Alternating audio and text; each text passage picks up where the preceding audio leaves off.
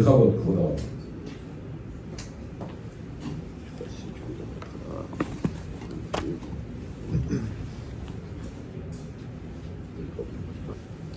ערב טוב, bonsoir à tout le monde. Je voudrais d'abord remercier le Maradéatra, le Rabbi Guy. J'ai eu l'occasion effectivement 2-3 fois de rencontrer à Deauville. Je vous remercie d'accepter de me recevoir ici. Je remercie les organisateurs, Olivier qui ne dort pas, ça fait 2 semaines. Qui ne laisse pas dormir aussi, ça fait 2 semaines. Et Michael et tout le monde, tous ceux qui ont préparé. Kol HaKavod. C'est vraiment, pour moi, c'est vraiment une simcha d'être dans une soirée pareille, dans un Erev Limoud pareil, comme il a dit Michael, rencontrer des gens que pas forcément on se rencontre, chacun son bête à midrash, et essayer ensemble d'étudier un sujet, Bezrat Hashem, et essayer de développer un sujet ensemble. Et il n'y a pas une plus grande ardout, il n'y a pas une plus grande unité que le ardout à Torah, hein, quand on étudie la même Torah. Alors je vais parler aujourd'hui de Purim. Je vous fais la préface que je fais en général quand je fais un shiur. C'est pas une conférence, pas du tout une conférence, un shiur. Je vous donnerai pas la clé de la parnassa et les outils comment être moins nerveux dans la vie, c'est pas mon truc. Je vais étudier avec vous. On étudie un shiur, on ouvre quelques sfarim, on ouvre quelques psukim, on essaye de réfléchir ensemble. Si ça peut faire réfléchir aussi pour la vie, mais d'abord il y a une matara, il y a un but dans la Torah elle-même, c'est pas chouette, découvrir un peu ce qui se passe à l'intérieur et essayer de réfléchir sur Chag HaPurim. Surtout c'est des fêtes qu'on passe chaque année, Purim, Pesach, Hanouka, presque tout, on a l'impression que tout a été dit. Il faut essayer de sortir un peu les galotes et tastarim, dévoiler un peu ce qui se passe. Donc on va parler un peu de cette Megillah et un peu de cette fête. Je voudrais commencer, pas par mon habitude, par une petite anecdote que j'ai vue la semaine dernière. Je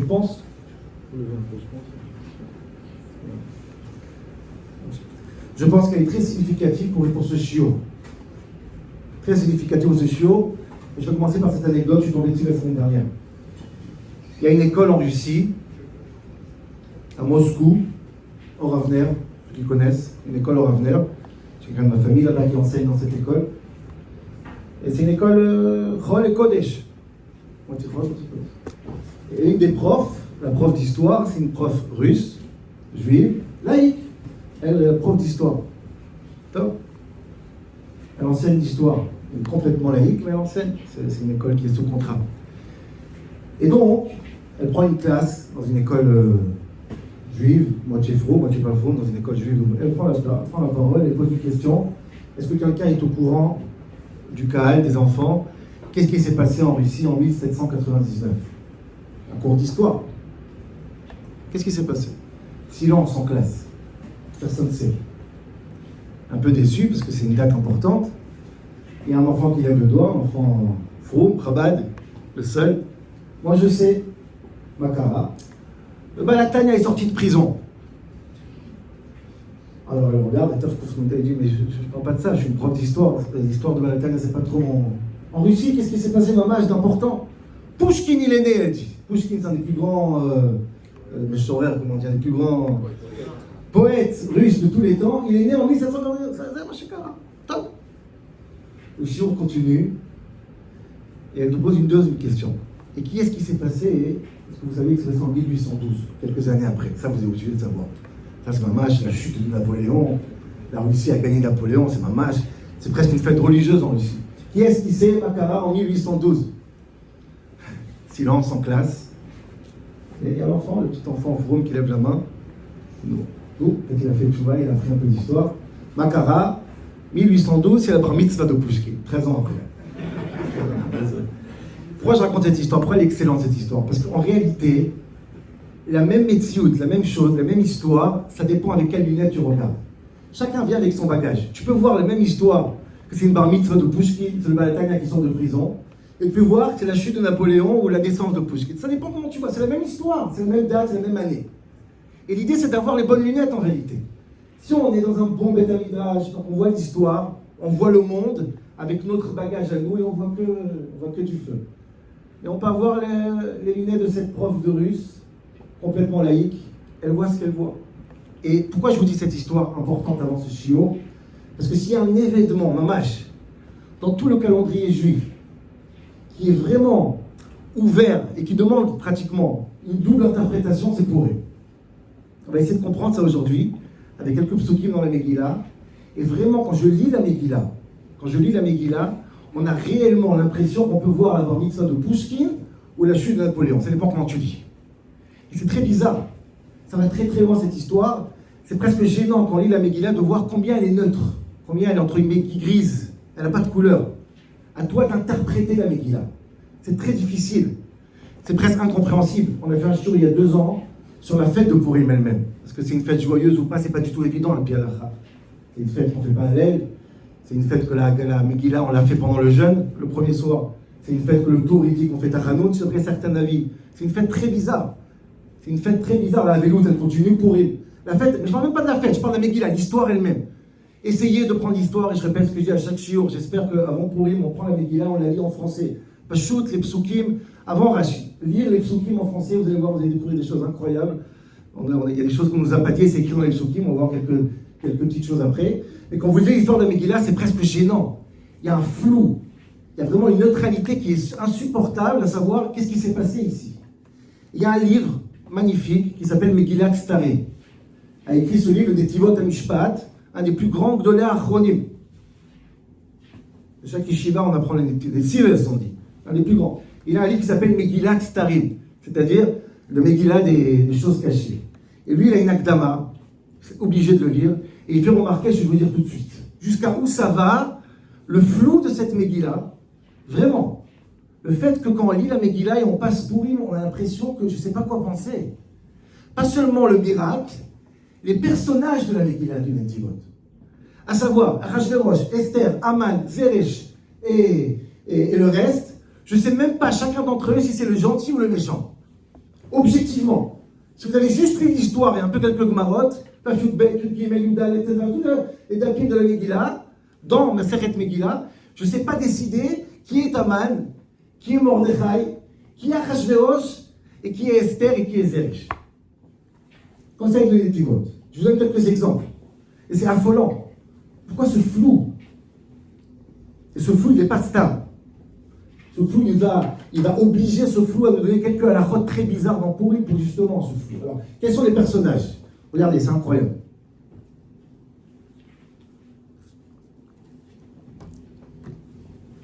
Achashverosh, gentil ou méchant?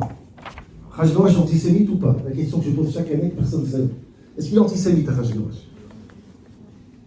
Ah, il est temps de savoir, on n'a pas 7 ans là. On sait faire un avis déjà, non? Personne ne sait. C'est l'homme qui a décrété en 1 seconde de tuer tous les juifs de son pays. C'est l'homme qui a nommé un premier ministre qui s'appelle Attal, qui s'appelle Mordechai. C'est pas évident. C'est un homme, quand il découvre que sa femme est juive, ne la divorce pas. C'est un homme qui a signé lui-même le décret de tuer tous les juifs, mais il n'est même pas au courant qu'il a signé.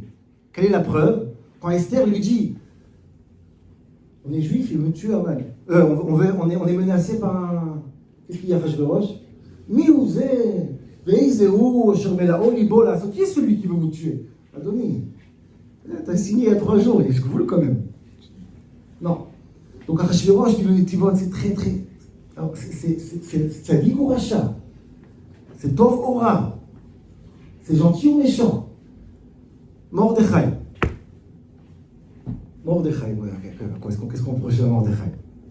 C'est incroyable. C'est une akdama, c'est 1 page et demie. Je vais faire la copie ici. Le Netivot, c'est pas juste incroyable. C'est une préface que j'ai obligé de la lire pour commencer le shiur. Mordechai, qu'est-ce qu'on peut reprocher à Mordechai? C'est un tzaddik ou pas un tzaddik, Mordechai? C'est l'homme pas shoot, Bechal. L'homme pas shoot. Mordechai, pour lui, c'est Sanhedrin, tzaddik. On essaie de faire en sorte que les enfants se déguisent à Mordechai. Incroyable, qu'est-ce qu'on lui reproche? La Gemara elle-même, la Gemara elle-même, elle dit que Knesset Israël, le peuple juif, a reproché au grand-père de Mordechai d'avoir mis au monde Mordechai. Pour des querelles personnelles avec Aman, il a mis en danger un peuple entier. Il n'y a aucun problème à l'Afrique de se prosterner à un homme qui s'appelle Aman. Le roi a donné un ordre de se prosterner, à lui tu te prosternes. Alors c'est vrai que Chazal disent qu'il avait une croix, etc. Non, mais c'est pas le pshat. Dans le pshat, Aman, c'est le premier ministre, et le roi il dit prosterne, on se prosterne, ma baya. Il y a des querelles personnelles entre les deux qui font en sorte que Mordechai n'accepte pas de se prosterner. Et dit la Gemara, elle dit, on ne lui a pas pardonné ça à Mordechai. Qu'est-ce que tu mets en danger un peuple, au-dessus de Gareba ou Mod? Qu'est-ce que tu mets en danger un peuple entier? Parce que tu vas... Fais comme ça, Aman. Et comme on va pas rien. Il y a un problème à la rique de ça.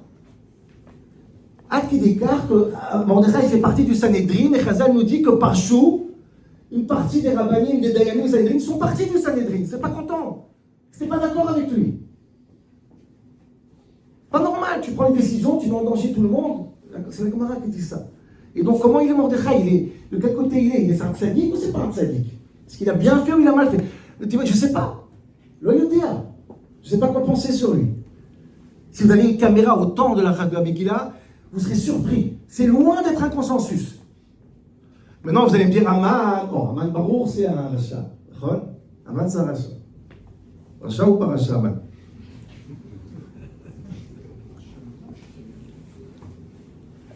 Ah?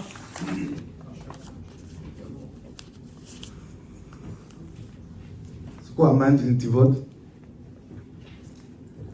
Je vais vous dire, je vais pas comprendre ce qu'il dit le Netivot, je vais donner une petite préface. Après, Shmuel, ils ont Tirot Moussa, il a un mamar très connu sur la Karatatov. Je vais vous dire ce qu'il dit là-bas, c'est très important. C'est quoi l'attitude qu'on doit avoir avec quelqu'un qui nous a fait du bien ou du mal? Il dit au Tirot Moussa, quelqu'un qui pense te faire du mal et il t'a fait du bien, pas seulement que tu ne dois pas être en colère sur lui, tu dois être reconnaissant à vie. Par exemple, si je travaille chez David au bureau, pendant 5 ans, il me donne Parnassa, et après il me dit Shmuel, dehors, j'ai plus d'argent pour toi. Plus de Parnassa. Je sors dehors, j'ai pas possible, il m'a jeté, j'ai une famille, des enfants, et j'ai pas de Parnassa. Qu'est-ce que je fais? Je vais me débrouiller comme je peux, je vais acheter un peu de légumes, je vais essayer de les vendre au marché, et je monte, et je deviens millionnaire. Est-ce que je dois remercier David ou pas? Pourtant, lui, il voulait le mal, il voulait me jeter. Bien sûr, j'ai une akaratov profonde envers David, que grâce à lui, je suis devenu très très riche, parce qu'il m'a jeté de son bureau. Plus que ça, dit le Tirot Moussa. Même si pas seulement il voulait me faire du mal, il voulait ma mort. Où on voit ça, c'est incroyable. Og Melech Habashan, vous connaissez Og Melech Habashan, le grand géant là? Il va voir, je fais rapidement parce qu'il va arriver, je vais commencer ce chiot. Og Melech Habashan, il va chez Abraham Avinu, et il dit à Abraham Avinu, cher Abraham, il y a ton neveu Lot qui est prisonnier, va te battre. Pourquoi il fait ça, Og? Parce qu'il a envie de se marier avec qui? Avec Sarah. La seule manière d'avoir Sarah, c'est de mettre en danger son mari. Va au front. Mamash, la pire espèce. Abraham, il sauve Lot, et jusqu'à la fin des temps, Og, il a vécu tellement de temps qu'il se route Abraham. Il a une bracha incroyable, que grâce à lui, Lot a été sauvé. La maison d'Abraham le reconnaissant pour l'éternité. Mais il voulait tuer Abraham. Elle m'a ça, c'est comme ça. Attention, je précise. Og n'a pas fait couler de sang. Si tu fais couler du sang, Aman Rabotai, je suis très désolé de vous dire, il n'a pas fait couler une goutte de sang juif. Vraiment. Il n'a pas fait couler une goutte de sang juif. Quoi, par contre? Il voulait. Dire que Aman c'est Hitler ou Staline, c'est faux. Il voulait. Qu'est-ce qui a fait en sorte qu'il voulait Aman? Qu'est-ce qu'il a fait Aman par sa volonté? Dit la Gemara dans Megillah une phrase incroyable. Gdola Hasarat Atabat.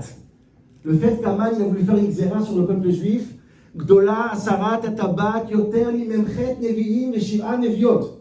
Aman il a eu une influence sur la tchouva du peuple juif à cause de la peur de Aman. Ils ont fait tchouva, ils ont reçu Kabbalat Torah. Plus que 48 prophètes et 7 prophétesses.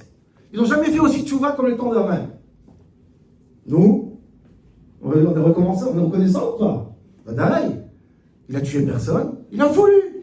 Combien de temps ça a duré la xéra? Vous savez? Combien de temps ça a duré la xéra? Combien de temps on avait peur qu'on va mourir tous? Comment vous dire? 1 jour et demi, 2 jours, c'est tout, d'accord, pas plus que ça. Maximum 3 jours. Rien de grave. Et grâce à ça, on a fait tchouva. Et donc, je ne sais pas si Aman, comment il faut le prendre, on prend comme un tzaddik, comme un rachat, comme quelqu'un qu'on a karatatov contre lui, ou quelqu'un qu'on est... Je ne sais pas. Je ne sais pas c'est qui Achashverosh, je ne sais pas c'est qui Aman, je ne sais pas c'est qui Mordechai, je ne sais pas c'est qui Esther. Je ne vais pas vous faire toute la liste. Vous allez dire, vous, Megillat Starim, mais il y a des choses terribles. Esther. Nous. Esther. C'est très bizarre, Esther. Très, très bizarre. Je sais pas si Très bizarre, Esther. Elle a un comportement très bizarre.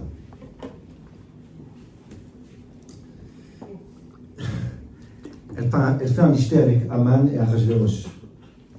C'est pas très tsniout. Comment vous dire? Elle a une relation avec Achashverosh. Je sais ce que la Gemara dit. Le Tivot, c'est pas très glatte. Si vous avez étudié la Gemara, le Tivot, je ne ramène pas, mais j'ai révisé la Gemara cette année. Je peux vous donner une information. Qu'est-ce qu'elle a mangé, Esther, pendant un an, avant d'être choisie chez le roi, avant même d'être. Pendant un an, qu'est-ce qu'elle a mangé? La Gemara, elle dit Amar Bimeir, du porc. Chout Khazir, Bassar Khazir. Vous connaissez cette Gemara? Très bizarre. Je vous dis ça parce que j'ai trouvé il y a 2-3 semaines dans ma bibliothèque un livre de Rabbi Yosef Messas. Je ne sais pas si vous connaissez, c'est un des grands possèdes qui était à Haïfa. C'est le cousin, je pense, de Rabbi Shalom. Hein? C'est le cousin de Rabbi Shalom. Je ne sais pas si c'est. Un des poskim les plus mécoris, les plus originaux, très très courageux sur la paix. Il a des choses incroyables. Il a écrit un livre sur la Torah, et à partir des 2-3 dernières semaines, il parle d'Amegila un peu. J'ai fait la copie parce que c'était très étonnant. Et il nous pose la question là-bas presque. Il dit, je ne comprends pas. Esther, elle a fait quoi comme sacrifice du coup? Essayez de l'expliquer juste. En quoi elle est héroïne, Esther? Qu'est-ce qu'elle a fait d'extraordinaire? Moi, je connais du Rav Messas une femme que tout le monde la vénère au Maroc. Elle s'appelle Mama Soulika. Vous connaissez cette femme? L'El Hagab du Rav Messas, Makshim Rabim. Nous, on a connu Bedor Shilifnei, Faneinu, Aïta Tzadeket Soulika, Akvura Befaz, Fez. Elle, cette femme, elle était pnouya, dit le Rav Messas. Elle n'était pas mariée comme Esther, elle était une femme célibataire. Le Ratzta Liot Leisha le Ben Hamer. Elle ne voulait pas se marier avec un arabe. Afshaya Ravim Amin Bachem, il était croyant. Gamaïta pnouya. Et qu'est-ce qu'elle a fait? Elle a juste simplement donné sa vie. Ils l'ont égorgée, je ne sais pas si j'ai essayé de voir un peu avant les chiots qu'est-ce qu'ils l'ont fait. A priori, ils l'ont massacré, mamash. Maintenant, Al-Pidin, c'est un homme croyant, l'arabe. Un homme croyant, je ne sais pas que c'est permis, c'est incomparable avec Esther. Elle a donné sa vie, on l'a tuée, on l'a massacrée, tout le monde la vénère, parce qu'aujourd'hui, comme la femme qui a fait mes sur la flèche, qu'on peut avoir un contact avec un chemichement. Et Esther, dit le Tivot, c'est la fête au village. Et le repas, et le cochon, et le truc. Et.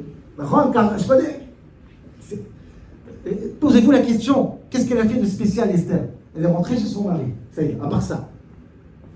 Je ne dis pas qu'elle a fait par volonté, peut-être pour rien. Je dis simplement, je ne sais pas comment traduire Esther. Et donc, tout ça pour dire quoi, Rabotai? Tout ça pour dire quoi? Tout ça pour dire qu'on est dans une Megillah que, franchement, et je peux vous faire toute la Megillah maintenant, franchement, on lit les personnages de la Megillah, on a du mal à se faire un avis. Est-ce que c'est la naissance de Pouchkine ou c'est la libération du Manhattan? Je ne sais pas c'est quoi ces gens-là. Je ne sais pas, Loïda. Comment il faut voir ces choses-là? Si je dis ça, c'est pour vous expliquer une halakha que Pourim a reçue. Une halakha très bizarre. On ne se rend pas compte, c'est une banalité pour nous, mais je vous comprenez d'où ça vient cette halakha. Il y a une halakha qu'on a donnée que dans Pourim. Aucune fête à cette halakha.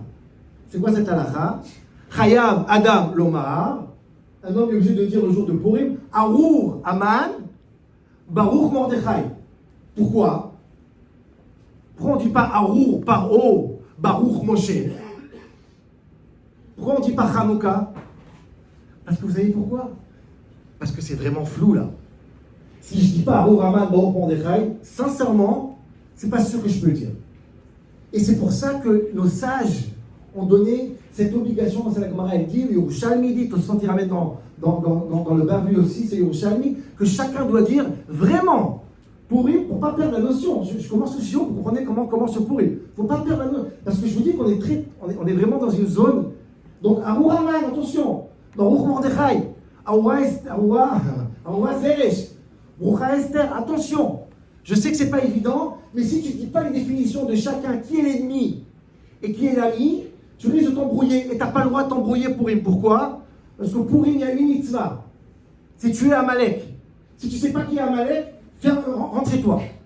Si tu ne sais pas que Aman c'est Amalek, comment ça c'est? T'as pas fait? On va lire Kriyat Torah juste avant la Megillah. On va lire Parashat Amalek. Si les choses ne sont pas identifiées, si l'ennemi n'est pas clair, azov votre rentrez à la maison. Jusqu'à que le Yerushalmi dit, il y a deux Nusrot, chez Ashkenaz, on va faire après la Megillah, Baruch Ata Hashem, Shoshanat Yaakov, Tzala Mesamecha, Nachon, Arur Aman, chez Sfaradim, Sarah Vedrivenu, Adan Edinenu, etc. C'est une fila très impressionnante. Et le Yerushalmi dit, sachez-le, que Rav, c'est qui là-bas, quand il y avait le nom de Nebuchadnezzar dans la Megillah, il disait Marchemo, dans la Megillah. Mamash. Et nous, qu'est-ce qu'on fait quand on entend Aman? On frappe juste pour dire quoi? Je ne me trompe pas. On peut facilement se tromper, mais je tiens la tête. Aman, c'est le méchant et Mordechai, c'est le gentil. Voilà. Donc ça, c'est la préface, la glama que je voulais vous faire pour comprendre c'est quoi l'enjeu de Purim. L'enjeu de Purim, c'est de ne pas s'embrouiller. Savoir qui est le méchant, qui est le gentil. Et je vous dis, c'est pas évident. Il faut vraiment, vraiment définir les choses. Si c'est comme ça, là, je voudrais commencer la première question du Shiur. Parce qu'il y a une question qui est incroyable. Et encore une fois, c'est des choses que tout le monde connaît, on les a appris chaque année. Mais il faut comprendre que c'est complètement hallucinant. Il y a cette fameuse halakha, Dina di Gemara, qui vient jusqu'à la halakha. Rava. Amar Rava. Cette halakha qui est tellement évidente. Chayav inish li besume, chayav inish li besume bepuria.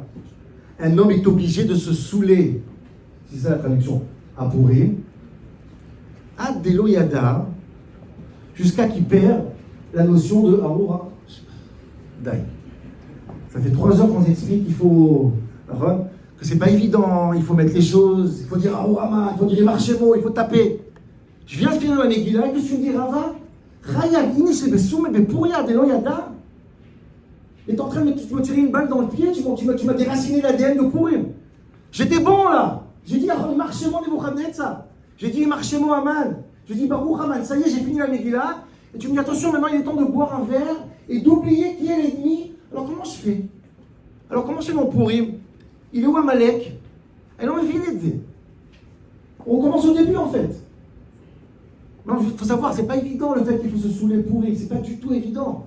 Il y a une grande marloquette dans les Shonim. Déjà, le Ran, il ramène, puisque la Gemara, elle ramène après que Rava, il a dit cette halakha, on va voir d'où il a pris ça Rava, parce que je ne sais pas. Jusqu'aujourd'hui, je vous dis sincèrement, je ne sais pas d'où il a pris ça Rava.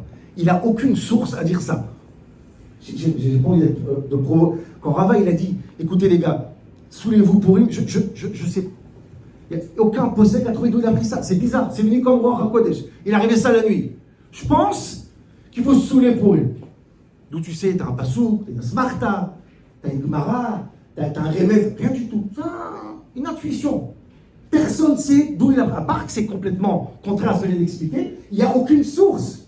C'est bizarre. Et il y en a qui disent que, effectivement, Rava, entre guillemets, s'est trompé. Le Ran, il ramène Beshem Rabbeinu Ephraim, qu'il y avait la Gemara, il ramène après, il y avait un Michté, et tout le monde connaît le Michté de Rabba et Rabzera, que Rabba, il a tué Rabzera parce qu'il était sous les deux. Et du le Ranaba, la Gemara nous raconte cette histoire pour nous dire que c'est une mauvaise idée ce qu'il a dit Rava. On oublie. On ne se saoule pas pour lui. Le seul petit problème, c'est que le Rambam, le Shulchan Aruch, et tout le monde ramène que Rava il a raison, il faut se saouler. Alors je dis, Rava, explique-moi pourquoi tu as dit ça. Je vous dis, c'est insupportable, on ne se saoule pas. Chazal, ils disent que pour on a pas Pessah, on boit 4 verres de vin, on ne se saoule pas Pessah. Il y avait de la police qui tournait dans les maisons Pessah pour se rassurer que les gens ne sont pas bourrés. On dit bourré, saoul, excusez-moi. C'est interdit. C'est interdit. C'est impossible. Alors, à plus forte raison Purim qu'il faut vraiment trouver Amalek. Si t'es saoul, comment tu vois 3 Amalek? Comment tu fais? Zecher, il y a plusieurs Amalek. Avec Ashkenaz, avec ça. Pourquoi t'as dit ça, Rava? Ça, c'est la grande question. Pourquoi t'as dit ça? Donne-moi. Rava lui-même, il n'explique même pas. Chazal n'explique pas. On a une halakha, il faut que c'est Adelo Yada, c'est la halakha la plus bizarre qu'on peut trouver. Elle n'a aucun sens, elle n'a aucun but, elle est contre-productive, elle est anti-Purim, anti-Amalek, Loyodea. Minaïlar, d'où tu sais, Rava? Les poskim se grattent la tête. Et je vais vous dire quelque chose, je ne vais pas rentrer dans ça, mais si vous avez le temps, regardez cette halakha. C'est la seule halakha dans les Chot Purim, ou peut-être dans presque tout le Shulchan Aruch qui est en araméen. Il n'y a pas beaucoup d'halachot. Tisha B'Av, les halachot sont en hébreu, en araméen. Bon, en araméen. Maintenant, si vous regardez les poskim de cette halakha, Chayav, Inish, Libesum, et Puria, c'est un peu comme on a dit dans la Megillah. Personne ne sait ce que ça veut dire. Chayav, il y en a qui disent c'est obligé, il y en a qui disent c'est peut-être. Inni, ça veut dire, d'après certains que tu as souffert, il dit Inni, c'est seulement les gens qui sont simples. Non, Inni, c'est que les tzadikim. Il dit Bessoumé, c'est quoi les Bessoumé? Il y en a qui disent c'est les nôtres, les marins disent un bon repas s'appelle Bous. C'est une halakha qui est floue comme Pourim. C'est très bizarre. Pourquoi on se saoule Pourim? C'est complètement, c'est incompréhensible. Comment je me saoule Pourim? C'est quoi Adelo Yada Benarou Ramal Borondre? Je veux comprendre cette phrase. Cette phrase qui est complètement contre-productif pour la fête de Pourim.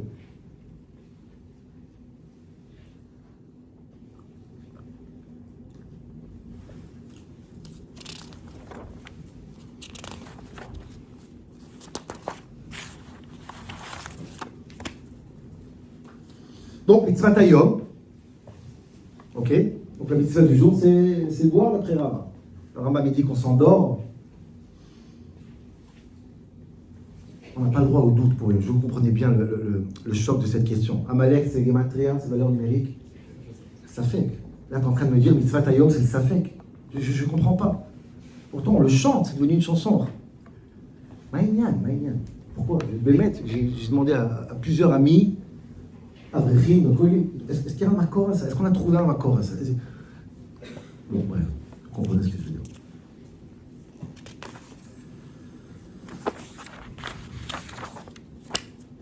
Ok, 3 petites questions sur la Megillah. Je peux vous en poser 50. 3 petites questions et après j'arrive à essayer de comprendre ce qui se passe.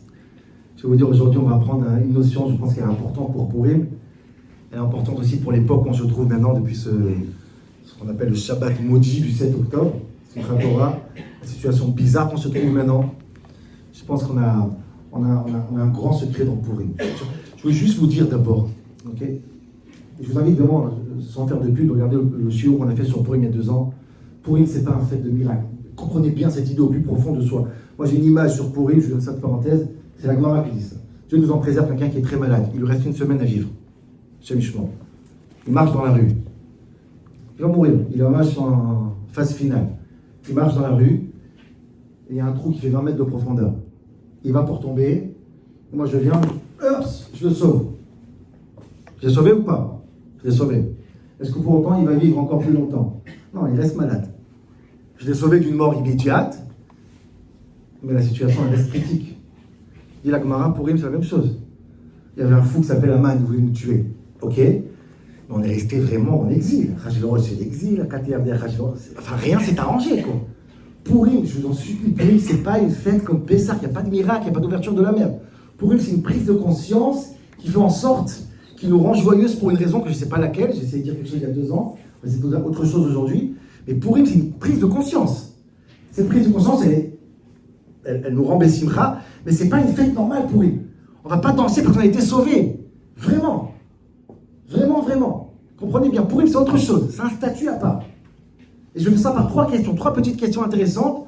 Première petite question, elle est intéressante parce qu'elle est, encore une fois, je vous dis, il faut lire la Megillah, elle est incroyable cette Megillah. La Megillah, elle a 2 prakim, 3 prakim. Les 3 premiers chapitres de la Megillah, la chose la plus ennuyante au monde. On a faim en plus, donc là, on est en train de jeûner. Waouh, quelle histoire. Ce qu'on appelle les grottes Rishonot. Vous connaissez cette histoire? Il y a 3 prakim pratiquement qui sont là pour nous raconter le shalom bayit des gens de Perse et de Madaï. Qui est-ce qui dirige la maison? Les hommes, les femmes? Vashti a écouté Achashverosh, il n'a pas écouté Achashverosh, on a fait une xéra, que chaque homme va diriger sa maison. Ma Erpatli. L'histoire de la Megillah n'a aucune importance avec les 3 premiers chapitres de la Megillah. C'est incroyable. Un roi qui est vexé, que sa femme ne l'écoute pas, donc il va faire une xéra. C'est pas n'importe quelle xéra, hein, comme on a dit, ça va, une des 3 plus grandes xérotes. Que chaque homme est le patron de chez lui à la maison. 3 prakim pour ça. Pourquoi je dois le savoir? Je suis très inquiet, Bémet, pour l'équilibre des couples de Perse. Excusez-moi, je me contrefous, Bémet, ce qui se passe en Perse dans les couples. Marpatli avec la Megillah. D'ailleurs, je vous dis ça, c'est intéressant. Ça a marché ou pas cette xéra? Les hommes étaient les patrons, hein, à votre avis? Vous avez fait une fois un calcul, ce qui se passe? Achashverosh a fait une xéra et les hommes s'y décident. Est-ce qu'Achashverosh était un homme qui décidait? Vous avez fait le calcul une fois ou pas? Avec Vashti, ça n'a pas marché. Avec Esther, qui était le patron? Lui ou Esther? Déjà, il est très poli. Chaque fois, il dit chère Esther, chérie, je te donne la moitié de mon palais. Bon, ça, on va dire qu'il est poli. Mais la Gemara aussi, lisez la Gemara, c'est très facile. Lisez la Gemara, vous allez découvrir une autre histoire. Esther ne dit pas qu'elle est juive. Esther ne dit pas qu'elle est juive, vous savez ça. Non. Achashverosh, c'est le roi le plus puissant du monde. Peut-être c'est une espionne. Renseigne-toi. Et la Gemara nous dit incroyable. La Gemara nous dit qu'Achashverosh, il essaye de savoir s'il est juif ou pas. Vaya, ça, Mishté Esther. Il lui fait un Mishté énorme, Mishté Esther. Dit la Gemara, pourquoi il fait Mishté Esther? Il dit, regarde chérie, je t'ai fait un Mishté grandiose. Dis-moi d'où tu viens. Elle lui parle. Va, Nachalem et Dinot ça. Achashverosh, il enlève les taxes de tous les 127 pays. Tu vois, chérie, regarde. J'ai enlevé toutes les taxes de tous les 127 pays. Dis-moi d'où tu viens. Velo Amralo. Ça s'appelle la virilité, un vrai patron. Et chacun a reçu un cadeau, va tomber à t'a dit, je te dis pas, laisse tomber, je te dis pas. Et Achashverosh dit, ok, c'est bien, je vais pas savoir. Merci, chérie. C'est juste après la Xéra, hein. Kol ish sorer beveito, chacun c'est le patron.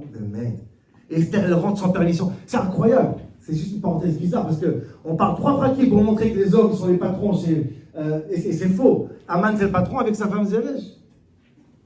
Je sais pas, je vois une discussion entre les deux. C'est quoi? Fais un arbre. Voyez, ça il a fait un arbre. Bravo Aman. Bravo Aman. T'as écouté ta femme. Bon, les Kitso, c'est très bizarre. Cette préface-là, je vous dis, ces 3 pratiques qui parlent du couple, l'équilibre du couple. Parasumadaï, je vais essayer de comprendre, est-ce que ça nous dit quelque chose? Première question. Deuxième question à Botaï. C'est aussi une question qui est... J'aurais pu faire un shiur sur cette question, parce que c'est quelque chose qui me gêne beaucoup. La bracha qu'on va dire après la Megillah. Je vais vous dire quelque chose, ça a l'air peut-être banal, mais c'est pas si banal que ça. Écoutez bien ce que je vais vous dire. Nous ne voulons pas la mort par souffrance de nos ennemis. Je vais expliquer ce que je dis, je ne suis pas encore de gauche, bientôt, j'explique. Ça veut dire quoi? Chez nous, dans la Torah, on essaye de se réjouir en général de notre Hatzala, de notre délivrance, de notre Géoula. On n'a pas ce plaisir à savoir comment on a massacré notre ennemi. On aimerait bien qu'il soit neutralisé. De la manière où ça se passe, ça ne nous préoccupe pas. Mais mettre les vrais Gdolé Israël, depuis tout le temps, ils n'ont jamais maudit de manière extraordinaire. Que les goïs meurent tous, que tout le monde crève, etc. Non. Ce qui est important, c'est que l'homme Israël vive. C'est pour ça que je dis, encore une fois, je rentre dans ce sujet, okay, entendre des shiurim de pas mal de monde de dire hey, l'Europe va mourir, et l'Amérique va mourir, et ils vont tous trucs, ils vont... Il y a quelqu'un qui passait chez le rabbi sur les dollars, il a dit au rabbi, il faut faire une fila que l'Amérique elle coule. Parce qu'à l'époque c'était Carter, je ne sais pas, le président qui était terrible. Pourquoi tu veux que quelqu'un... Prie que nous on va se faire, pourquoi tu... La Gada de Pessah, on parle essentiellement de comment on parle un petit peu. Talal Tibé Mitzrayim. Comment il est mort, Paro, avec étouffement? Est-ce qu'il je m'en fous. Il est mort, c'est chaud. Pourim, il y a quelque chose de très obsessionnel dans le sadisme de la mort de nos ennemis. Arav et Rivenu, Adam et Dinenu, Hanokem et Nikmatenu, Hanifra lanu ben Tsarenu, Vameshalem boule le si je vous dis en français, ça veut dire il est mort, il a été massacré, il a été déchiré, il a été fracassé. Calmos, l'athlète. On dirait Shmochamatra, l'athlète. Et même dans la Megillah, qu'est-ce qu'on lit à voix haute? Parchat Data, Dalfo. Qu'est-ce que tu vas dire les noms de tous ceux? Tila Yudim Aïta Ora Besimcha, ça suffit. Et dernière question, c'est une question très connue, celle-là, mais importante pour arriver à la réponse de notre Purim. Vous savez que les fêtes, toutes les fêtes, tout le monde sait ce qu'ils disent Razal, toutes les fêtes vont être annulées quand Mashiach va venir. Kol Moadim, Mativim et Batel, à part Purim. Pour une fête qui n'en est pas une, sans Hallel, sans rien, elle a reçu le tampon de l'éternité. Morod Moussa, très très bizarre. Plus que il y en a qui disent qu'il y a d'autres, plus que Hanouka, plus que Pessah, c'est sûr, plus que Shavuot, plus que Purim. Qu'est-ce qu'on va dire? Chaque avenir, qu'est-ce qu'on va dire? Il y a Purim, une fête, il y a une reine, il y a un roi, qui n'aura aucun intérêt. Quand chaque avenir, on sera au Yerushalayim, au Beth Amikdash. Pourquoi Purim elle a reçu cette éternité, cette Gitzriut? Voilà, Rabotai, ce qu'il faut comprendre à cette Megillah. D'abord, pourquoi il faut se saouler? C'est terrible. On perd, c'est qui l'ennemi? C'est quoi cette histoire de couple entre les couples perses, Madaï? Pourquoi cette fête va être éternelle? Pourquoi insister sur la mort de nos ennemis? C'est très très bizarre. Tout ça va m'amener à essayer de comprendre Ce que Rava nous dit, c'est quoi la mitzvah de Purim? Alors j'essaie de vous expliquer ça, je vais dire une notion. C'est un peu fin, Moreh Nevuchim dans le Rambam. Comprenez bien, mais je pense que si on a compris ce Moreh Nevuchim, notre vie, elle change mamash, mais la katsé, d'une extrémité à une autre. On ne se rend pas compte, je vais essayer de vous le faire en quelques minutes. Attends, il me reste 10 minutes. 10 minutes, un quart d'heure, j'essaie de vous expliquer. Je rigole, ça va être plus long, je sais pas le choix. Mais comprenez bien, ça, c'est très pertinent ce qu'il dit le Rambam, mais j'essaie vraiment de le comprendre. Vous allez voir qu'on tombe tous dans ce panneau. Et pour lui, c'est le moment de s'en sortir. Qu'est-ce qui se passe pour lui? C'est quoi? Adelo Yada Ben Aru Raman Baruch Hu. Alors, pour comprendre ça, je vais faire un parallèle. C'est pas moi qui l'invente ce parallèle, c'est la camarade roulée entre l'histoire de Purim et une autre histoire. Essayez vraiment de vous concentrer les prochaines minutes, parce que c'est important. Après, vous allez voir, c'est brillant après. Purim brille, c'est un autre Purim. Parallèle, notre histoire à nous, une autre histoire importante dans l'histoire du peuple juif, dans l'histoire de l'humanité en général. Donc, Marie, elle dit Haman mina Torah minaï. D'où on sait que Haman, est-ce qu'il y a une allusion à Haman dans la Torah? Dit la Gemara, de où? Aminaetz. Ça veut dire quoi? Quand Dieu, il va chercher Adam et Ève qui ont mangé le fruit, il leur dit mais vous avez mangé Aminaetz, vous avez mangé de l'arbre? Amin en hébreu c'est He, même nous c'est Haman. Donc Dieu il dit à Adam, tu as mangé de l'arbre, de là j'apprends Haman. Si tu cherches 3 lettres qui sont He, Mem, Nun, Haman, il y a des meilleurs mots, c'est quoi? L'Haman par exemple, c'est même des coups en plus. Voilà, ma question. Quel rapport? L'arbre que la connaissance qu'ils ont mangé, Adam et Chava, et Purim. Quel rapport? Dis le Maharal dans Chadash. Il dit oui. Je vais vous dire ce qu'il dit, il n'explique pas beaucoup, et je vais essayer d'expliquer avec le mot Nebuchadnezzar. Dit le Maharal, oui. Exactement. Il y a le serpent qui veut faire manger le fruit de la connaissance à Adam, et il y a Haman qui veut faire manger le fruit de la connaissance à Mordechai et au peuple juif. Et les deux veulent tuer, et les deux ramènent la mort. J'explique encore une fois. Dit le Maharal, le Nachash qui veut faire manger à Adam et Chava, Etz Hadat, le fruit de la connaissance, Tovara, du bien et du mal, et c'est comme ça qu'il ramène la mort. Et Haman qui s'appelle le Nachash, Akalkol, le Nachash, Haman c'est un Nachash aussi. Il veut que Mordechai et les Juifs aussi mangent le fruit, aussi ils touchent cet arbre. Quel arbre? Il veut pendre Mordechai sur l'arbre, ça veut dire, il veut que Mordechai mange le fruit. Le même fruit que son grand-père, le serpent, il voulait que Adam y mange. Je vous donne le constat et je vais t'expliquer. Je répète, vous comprenez bien ce qu'il dit Maharal. Le Nachash veut que Mordechai mange le Nachash veut que Adam et Chava mangent le fruit et les tue avec ça. Comment il les tue? Mangez-moi de l'arbre de la connaissance Tovara. Et Haman aussi. Il veut que Mordechai et Mordechai mangent du même arbre, Haminaetz, et comme ça vous allez mourir. Autrement dit, Amalek, qui est Haman, il veut qu'on mange du fruit de la connaissance du bien et du mal. Ma question. Quel rapport? Quel rapport les fruits? De quoi on voit? Ma question. Là, j'ai expliqué. Moi, j'ai expliqué ça. Hachem Sfatah et Tifta, parce que c'est très important. C'est un très très bon moment Nevuchim. Notre cher ami Serge, mon cher élève qui veut mon encyclopédie sur tout ce qu'il m'a fait rappeler qu'on a parlé de ça en match dans les parachiotes. En plus, c'est très très très actualité, mais on n'aura pas le temps de dire quel rapport avec le parachute du Mishkan. Et c'est un moment Nevuchim, le guide des égarés, mais incroyable. Incroyable. Qu'est-ce qui se passe avec Adam et Chava, quel rapport avec Purim? Écoutez bien. Dieu m'a Nevuchim comme ça. Adam et Chava, on ne va pas refaire l'histoire maintenant, on marche en 2 minutes, mais comprenez bien. Adam et Chava, ils ont mangé le fruit. Il a fait méode. Dieu va les punir. Il a fait méode. Dit le Rambam, Sha'alouni. Il y a quelqu'un qui m'a posé une question très pertinente. Il m'a dit, j'ai jamais vu une punition autant rémunératrice que cette punition. À savoir, avant qu'ils ont mangé le fruit, ils n'ont pas de connaissance du bien et du mal. Ça s'appelle un animal. Après qu'ils ont mangé le fruit, qu'est-ce qu'il leur dit Dieu? Aïe, aïe, aïe, vous avez mangé le fruit de la connaissance du bien et du mal. Eh bien, dorénavant, vous allez connaître le bien et le mal. Shkola, merci beaucoup. Roté Niskar, dit le Rambam. C'est un roté qui est... Ah non, c'est le plus beau cadeau qu'on peut offrir à quelqu'un qui connaît le bien et le mal. Qui veut dire dans un monde où on ne connaît pas le bien et le mal. Et c'est pour frach le gabre, dit le Rambam. Les mots du Rambam sont terribles.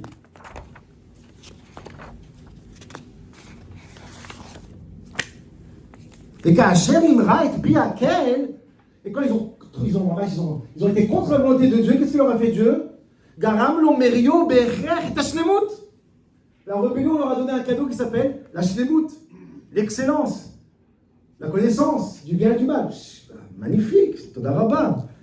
ושתהיה לו הבחנה מצויה בנו. ההבחנה הזו היא הנכבדה מכל התכונות. C'est la plus belle chose qu'on peut donner à quelqu'un. טוב ורע. Moi je serais Adam et Chava, j'aurais couru le premier à manger le fruit. Ma fille ou שור על מריו, שניתן לו שלמות. C'est une punition incroyable. Réponse. Voilà, c'est la réponse, que vous comprenez bien. Quelle est la réponse? Il faut trouver les mots. Dit le Rambam, je dis avec mes mots à moi, je vais vous donner quelques preuves. Vous allez voir que ça peut changer aussi comment on regarde Yiddishkeit, le judaïsme, notre relation avec la Torah. Très très erronée, souvent erronée. Je vais vous expliquer. Dit le Rambam comme ça. Comprenez bien. Je voudrais vous parler de deux notions. Restez concentrés 2 minutes, après que vous avez réalisé 2 minutes là, vous avez compris tout ce Il y a 2 notions importantes dans la vie. Et rabotaï, messieurs, dames. À partir du moment qu'on mélange entre ces 2 notions, notre vie, c'est un cauchemar. Dans le couple, dans le chinour, dans le travail, tout au monde fait en sorte que ça nous arrive parce qu'on a mélangé ces 2 notions. Quelles sont ces 2 notions? Dit le Rambam, il y a une notion qui s'appelle Emet et Sheker. Ça veut dire vérité et mensonge. Première notion. Vérité et mensonge. Vous suivez? Première notion. Il y a une deuxième notion c'est quoi? Tov, Vara. Bien et mal. Ils sont mariés et femmes, ces 2 notions. Autrement dit, est-ce que tout ce qui est émet, tout ce qui est vérité, est forcément bien? Quelqu'un qui est très malade, on va lui dire la vérité, tu vas finir dans une semaine. Je dis la vérité, mais c'est pas bien. Parce qu'il va mourir. Est-ce que vérité, c'est forcément bien? Non. Il y a bien et mal, c'est une chose. Il y a vérité et mensonge. Quelle différence entre les 2 notions? Comprenez bien ce que je vais dire. Très important. La vérité et le mensonge, c'est une valeur absolue. Ce qui est vrai tout le temps. Ce qui est mensonge tout le temps. Ça ne change pas. Ça, c'est carré, c'est émet. Ça, c'est rond, c'est rond. Si je dis que ça, c'est rond, c'est shaker. Jamais. Même dans 1000 ans, ça reste carré. Par contre, tovara, bien et mal, c'est pas du tout une notion absolue. Bien et mal, c'est comment toi tu vois les choses. Ce qui est bien pour toi, c'est peut-être mal pour moi. Ce qui est mal pour toi, c'est bien pour moi. Je dis souvent, il suffit juste d'ouvrir un album photo de votre famille il y a 20 ans. Vous dites, mais comment je me suis habillé comme ça? Je suis pas normal ou quoi? Je me sentais hyper cool en plus. Qu'est-ce que c'est que ces perruques, ces trucs, ces lunettes? Il y a 10-15 ans. Regarde, ce que tu pensais bien, maintenant, je vous dis ça parce que je fais allusion au 7 octobre, je reviendrai après aussi.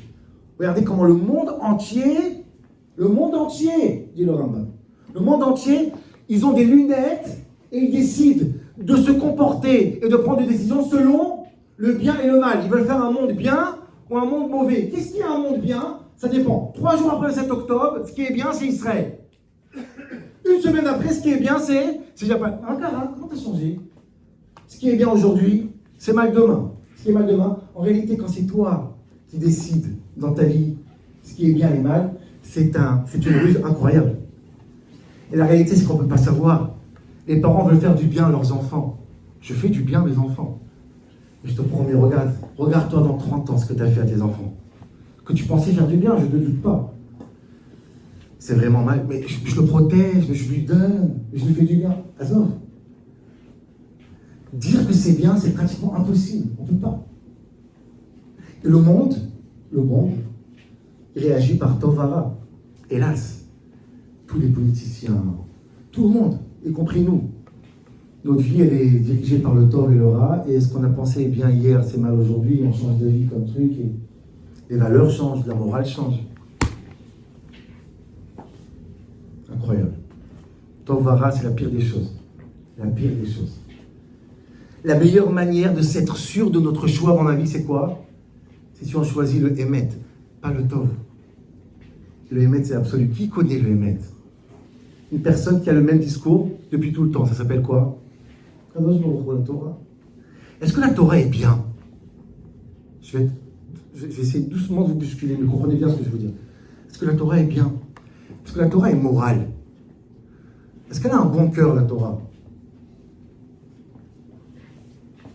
Je sais pas. Elle me dit de tuer des enfants, des femmes chez Amalek.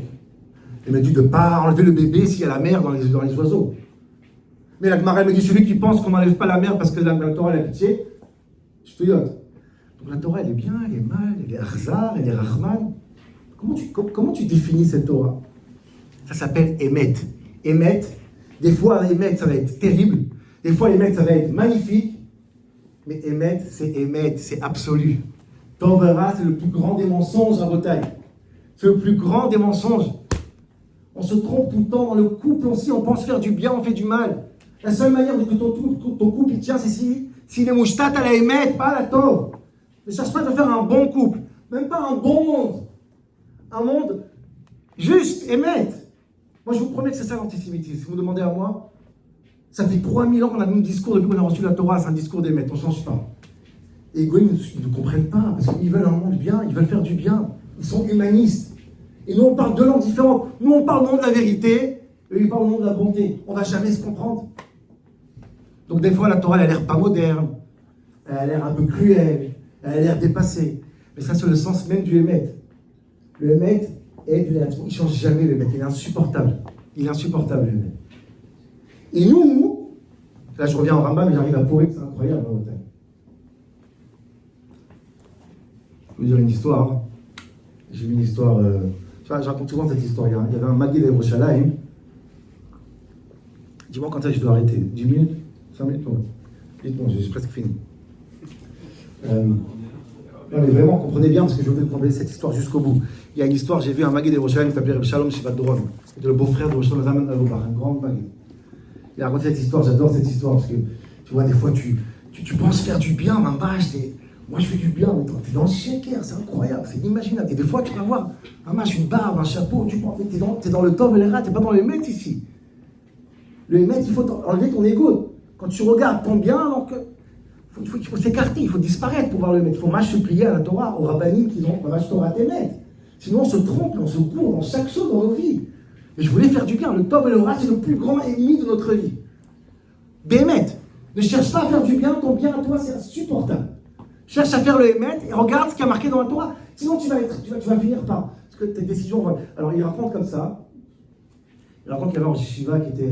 C'est la Roche Kollel qui était en Israël, il est parti en Amérique, ramasser de l'argent. Ça arrive pour son Kollel. Il rentre dans une grande tour américaine, il est sûr que tout le monde le connaît. Je sais quoi il est. Il rentre, il s'assoit. Il attend qu'on le fasse à côté du rab. Personne ne remarque. Bon, il prend sa place ici.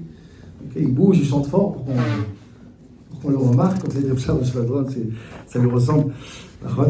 Et bref, je fais vite. Il dit, bon, c'est vrai, on va me donner le shlishi, la troisième montée. Je suis comme un scolaire, quoi. Évidemment, il n'est pas bon, personne ne l'appelle pour shlishi. Il dit, bon, il y a la montée des rabbanim, c'est chichi, la sixième. Personne. Kaniré qui m'ont prévu une haftara pour moi. Incroyable. Et personne n'appelle pour m'aftir. Il dit, bon, Kaniré avait un yortza, il va me donner moussaf. Et personne lui donne moussaf. Et il dit, Reb Shalom Shvadron, c'était Shabbat Rosh Chodesh. Shabbat Rosh Chodesh, on rajoute la Taït Sarta en dedans. Et le Chazan qui fait moussaf, il commence cette fille-là, et il oublie la Taït Sarta. Et le Rosh Chodesh, il fait Taït Sarta, il commence à crier, Taït Sarta. T'as oublié? Il dit, Reb Shalom Shvadron, combien de pourcentage il a dans ces nerfs-là? Combien de pourcentage c'est qu'il n'a pas eu chichi et maftir? Et combien de pourcentage c'est qu'il a oublié Rosh Chodesh? Vous comprenez quand je fais du bien, je lui fais la remarque. Mais c'est que de l'ego, c'est pas du émet, ça, c'est du top, c'est ce que tu penses faire bien, mais c'est le chèque qui réagit. En tout cas, il faut vraiment avoir le srou dans notre vie, d'être attaché au émet, pas au top. Et je vais vous dire quelque chose, BMF, je vais vous dire, c'est un peu choquant, mais j'ai obligé de vous dire cette phrase-là. J'ai trouvé dans un livre que j'ai de Rav Soloveitchik, que j'ai trouvé en Israël il n'y a pas longtemps, un vieux livre. Je vais vous dire quelques phrases. C'est très choquant, mais j'ai vraiment envie de vous bousculer pour que vous compreniez notre relation qu'on doit avoir avec la religion.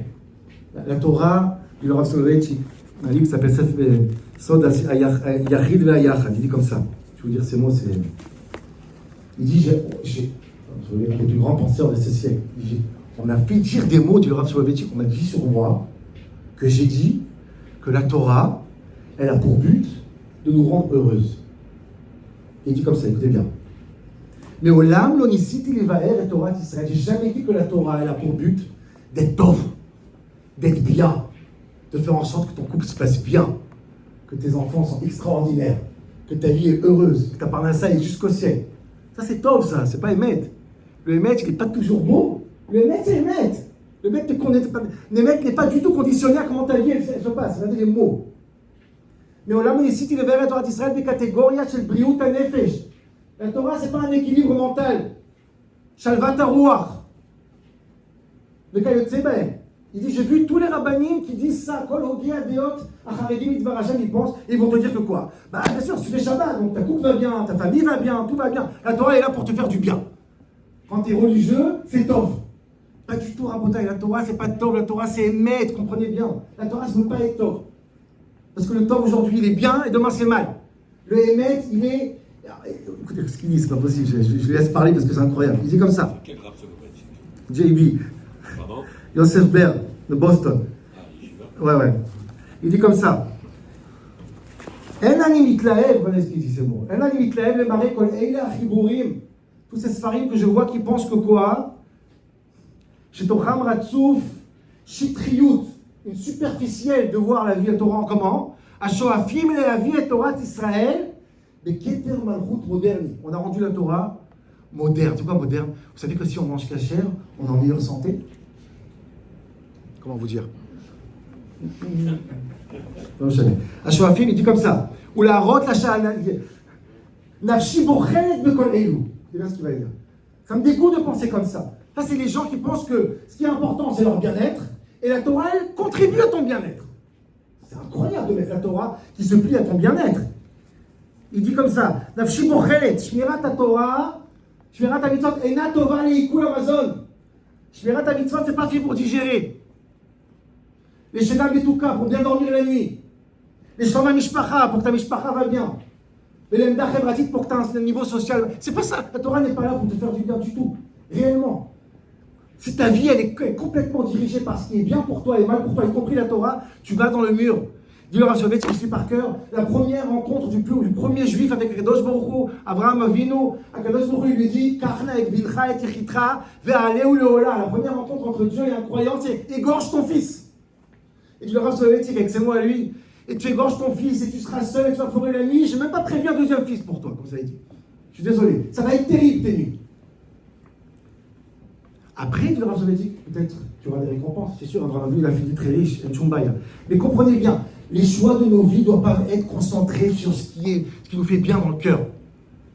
Tov et Ra, c'est la plus grande menace sur la spiritualité.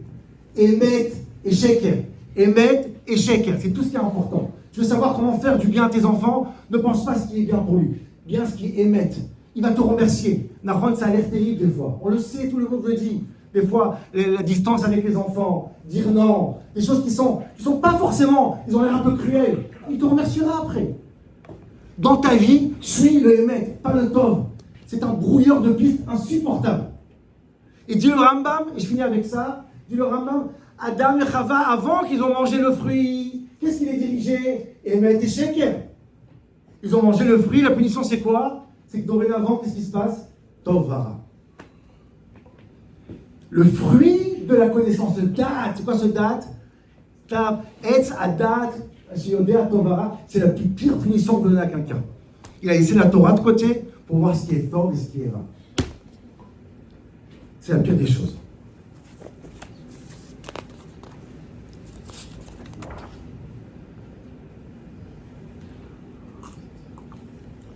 Si on a compris ça à Rabotai, je pense réellement qu'on tourne hommage dans Purim.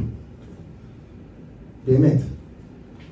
Tant que notre vie est dirigée par Tov Vera, par l'arbre de la connaissance du bien et du mal, on ne saura jamais c'est qui Aman.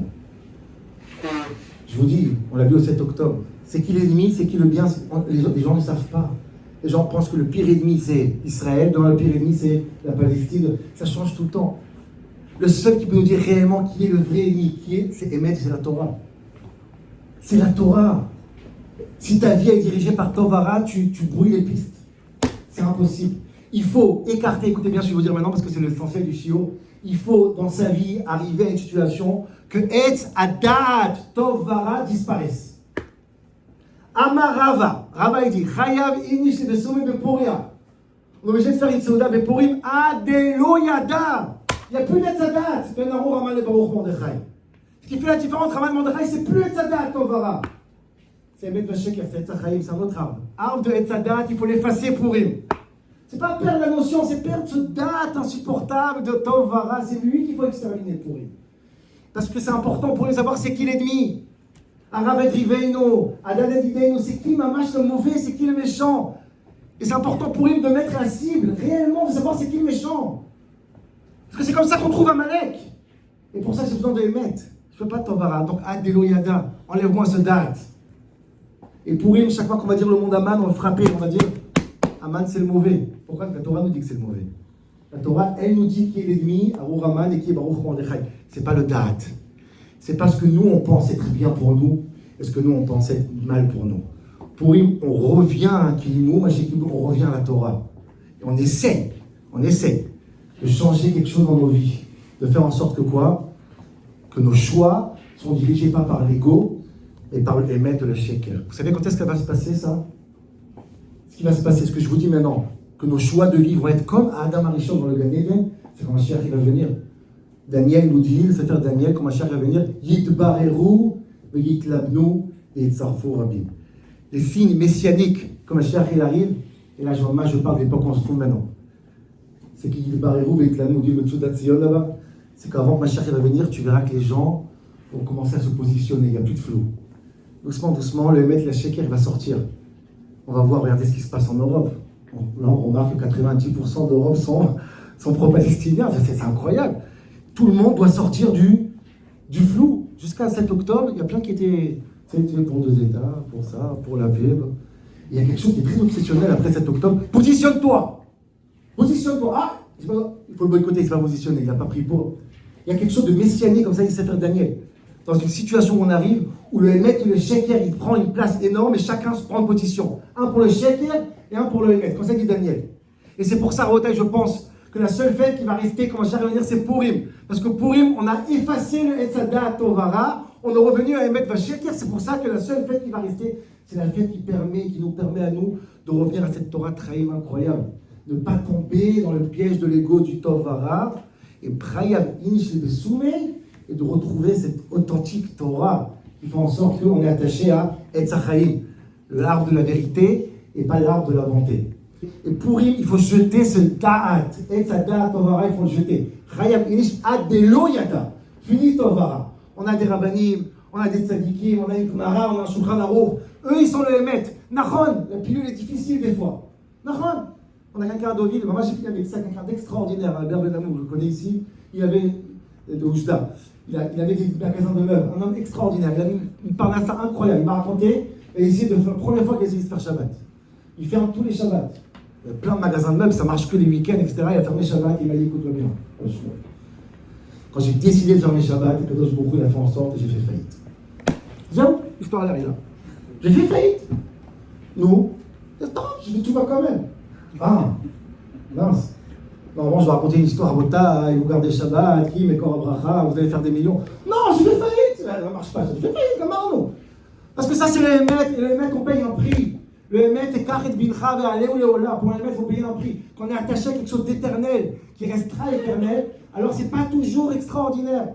Ça a l'air mauvais. Et Akadosh Baruch Hu, des fois, il fait des choses qu'on a du mal à comprendre. L'époque qu'on vit maintenant. On est attaché à Torah Traïm, et quand on est attaché à Torah Traïm, alors on goûte ces temps messianiques, ces temps des rattachants qu'on va arriver, Benra, Biamin ou Amen. Et là, le Hémet sera vraiment visible à tous que c'est aussi top, les rattachants.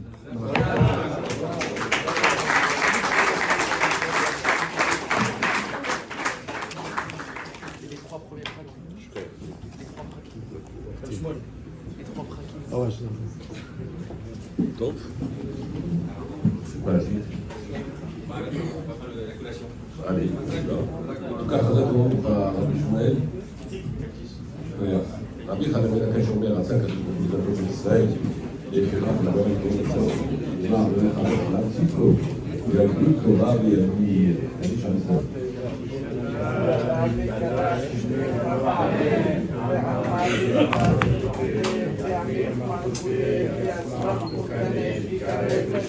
Amen. ויחנו יומנו וידי חברי ישראל ועד עליו בזמן קריב איתו אמן